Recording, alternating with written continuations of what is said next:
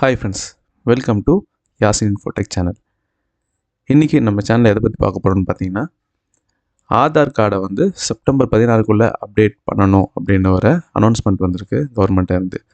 So அதை எப்படி ஆன்லைனில் நம்ம அப்டேட் பண்ணணும், அதை அப்டேட் பண்ணாமல் விட்டால் என்ன ஆகும், நம்ம ஆதார் கார்டு இன்வாலிட் ஆகிருமா, அதை பற்றி தான் இந்த வீடியோவில் நம்ம ஃபுல்லாக சொல்லியிருக்கோம்.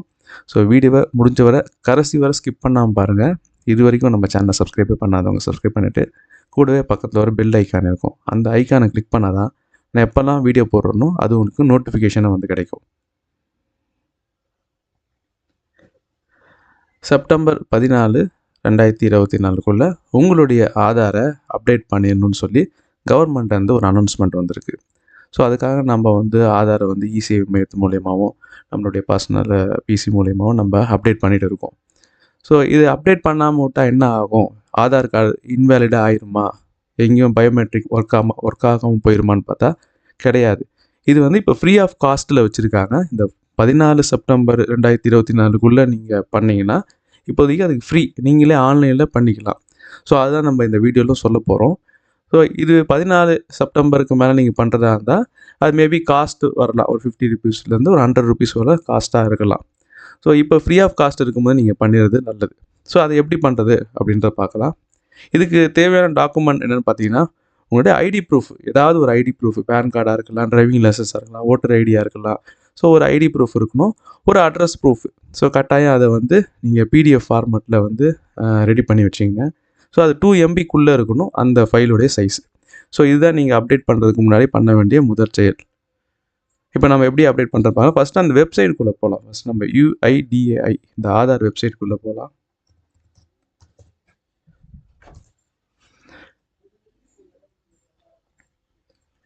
இதுதான் அந்த ஆதாருடைய வெப்சைட் லிங்க்கு. ஸோ இதை நம்ம கிளிக் பண்ணுறோம். இல்லை உங்களுடைய லாங்குவேஜை செலக்ட் பண்ண சொல்லிங்கன்னா சிஸ்டம் நம்ம இங்கிலீஷை செலக்ட் பண்ணிக்கலாம். இதுதான் அந்த ஆதாருடைய வெப்சைடு. ஸோ இங்கே வந்து மை ஆதார் அப்படின்ற ஆப்ஷன் நம்ம கிளிக் பண்ணிவிட்டு இங்கே update demographic data and check status அப்படின்ற ஒரு மெனு இருக்கும். ஸோ அதை நம்ம கிளிக் பண்ணுறோம். மறுபடியும் சொல்கிறோம், மை ஆதார் அப்படின்ற மெனுவில் அதில் அப்டேட் யுவர் ஆதார் அப்படின்ற சப் மெனு கீழே update demographics data and check status அதை மெனு கிளிக் பண்ணுறேன். ஸோ அதுக்கு முன்னாடி நம்மளுக்கு லாகின் கேட்குது. லாகின் எப்படி பண்ணுறது, லாகின் பண்ணுறதுக்கு நம்மளோட ஆதார் கார்டை கையில் வச்சுக்கோங்க. ஆதார் கார்டுக்கு அதுக்கு முன்னாடி ஒரு முக்கியமான விஷயம் என்னன்னு பார்த்தீங்கன்னா, அந்த ஆதார் கார்டோட லிங்க் பண்ண மொபைல் வந்து கையில் இருக்கணும். ஸோ அதுக்கு ஒரு ஓடிபி வரும். ஸோ சில பேர் ரீசார்ஜ் பண்ணாமல் இருப்பீங்க, கட்டாயம் ரீசார்ஜ் பண்ணிவிட்டு அந்த மொபைலை வந்து கையில் வச்சுக்கோங்க. லாகின் அப்படின்னு கொடுக்குறோம். ஸோ இங்கே வந்து என்டர் ஆதார் நம்பர்.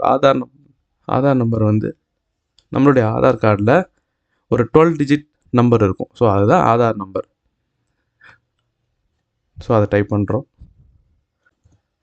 நீங்கள் ஆதார் நம்பரை டைப் பண்ணி முடிச்சுட்டு கீழே ஒரு கேப்சா இருக்கும், அதையும் டைப் பண்ணி முடிச்சுட்டு லாகின் வித் ஓடிபி அப்படின்னு இருக்கும், அதை கிளிக் பண்ணுங்கள். உடனே உங்கள் மொபைல் நம்பருக்கு ஒரு ஓடிபி வரும். ஸோ அந்த ஓடிபியை வந்து இங்கே என்ட்ரு பண்ணணும்.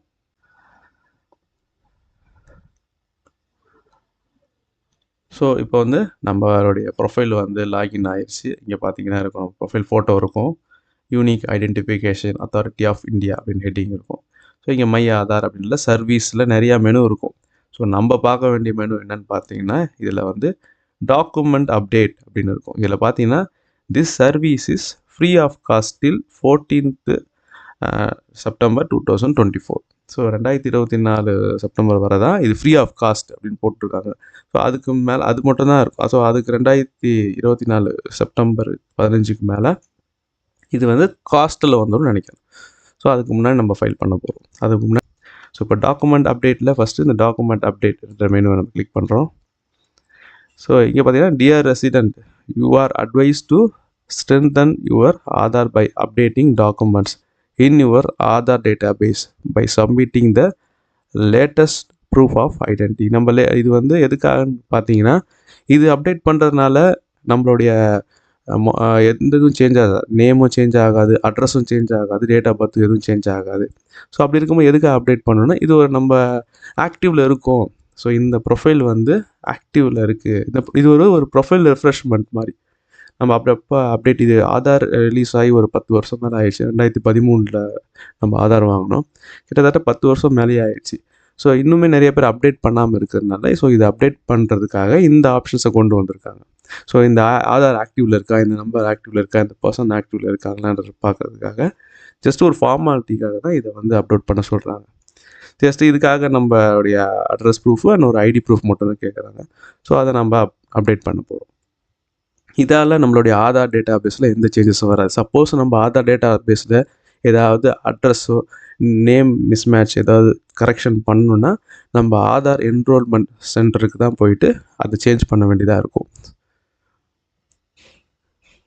இப்போ வந்து நம்ம எப்படி பண்ணுறதுன்னு பார்க்கலாம். ஸோ இங்கே வந்து நம்ம படித்து பார்த்துட்டோம். கீழே பார்த்தீங்கன்னா நெக்ஸ்ட் அப்படின்ற ஆப்ஷன் அதை கிளிக் பண்ணுறேன். ஸோ இங்கே 2 ஆப்ஷன் கொடுத்துருக்காங்க. ஒன்று வந்து ப்ரூஃப் ஆஃப் ஐடென்டிட்டி ஒன்று அப்லோட் பண்ணணும். நெக்ஸ்ட்டு வந்து நம்மளுடைய அட்ரஸ் ப்ரூஃப் ஒன்று அப்லோட் பண்ண வேண்டியிருக்கும். ஸோ 2 ப்ரூஃப் வந்து நீங்கள் கட்டாயம் வந்து அப்லோட் பண்ணணும். ஸோ இங்கே நெக்ஸ்ட்டுன்னு கொடுக்குறோம். ஸோ இங்கே நம்மளுடைய நேமு, அப்புறம் gender, date of birth, address இதெல்லாம் கரெக்டாக இருக்கான்னு ஒரு முறை செக் பண்ணிங்க. இங்கே டிஸ்பிளே ஆகும். ஸோ எல்லாமே ஐ verify that the above detail are correct அப்படின்ற இதை பாக்ஸில் டிக் பண்ணி நெக்ஸ்ட்டுன்னு கொடுக்குறோம்.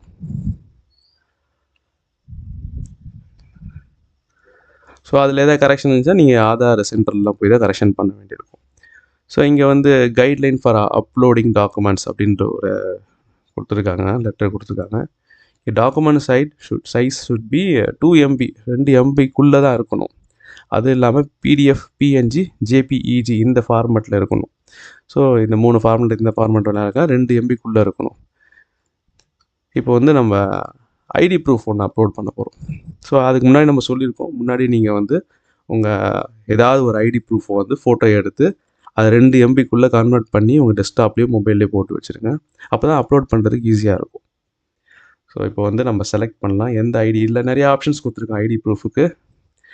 Disability ID card, driving license, அப்புறம் Indian passport, Kisan photo passbook, marriage certificate, PAN card, அப்புறம் வந்துட்டு photo ID card.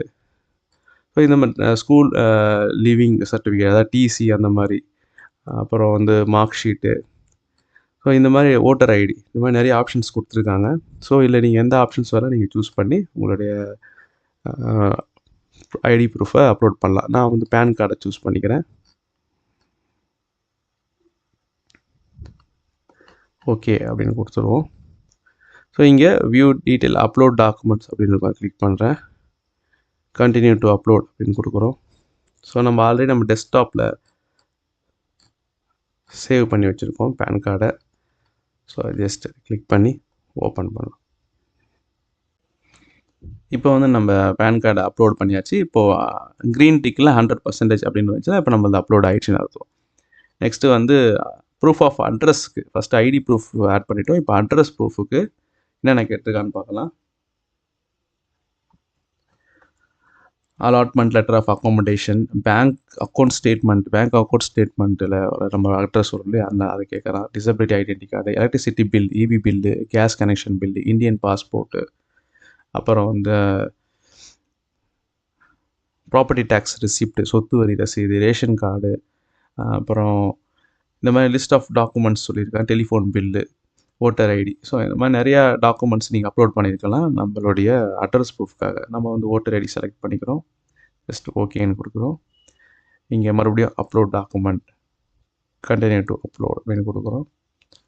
So டெஸ்க்டாப்பில் already நம்ம ஓட்டர் ஐடியும் சேவ் பண்ணி வச்சுருக்கோம்.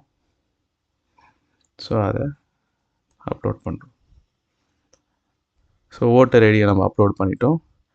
இப்போது 2 டாக்குமெண்ட்டும் நம்ம கிட்டத்தட்ட அப்லோட் பண்ணியாச்சு.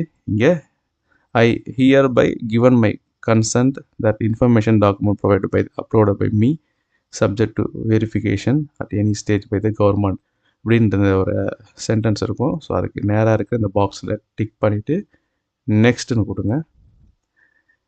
Please confirm your demographic details document exactly match with your demographic detail இன் ஆதார். நீங்கள் வந்து அந்த ஆதாரில் இருக்கிற இன்ஃபர்மேஷனும் நீங்கள் அப்லோட் பண்ண இந்த ப்ரூஃப் டாக்குமெண்ட்டும் கரெக்டாக மேட்சாக இருக்கான்னு கேட்குறாங்க. ஓகேன்னு கொடுங்க.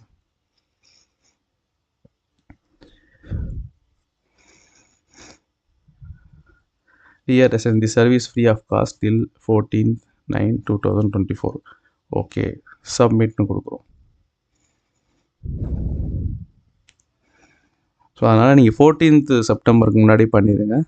ஸோ ஃப்ரீ ஆஃப் காஸ்ட் இருக்கும் போதே.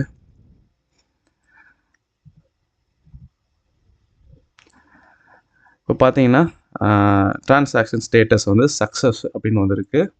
இல்லை பேமெண்ட் டேட் அண்ட் டைமு நம்ம இன்றைக்கி தான் பண்ணுறோம், September 10th அன்றைக்கி 11:36. அமௌண்ட்டு பார்த்தீங்கன்னா 0. ஸோ நம்ம எந்த அமௌண்ட்டும் கட்ட தேவையில்லை. இப்போ ஃப்ரீ ஆஃப் காஸ்ட். ஏன்னா நான் பண்ணுறது September 10. நீங்கள் 14th செப்டம்பர் மேலே ட்ரை பண்ணால் மேபி காஸ்ட்டில் வரலாம். ஸோ டவுன்லோட் அக்னாலஜ்மெண்ட் டவுன்லோட் பண்ணி பார்க்கலாம்.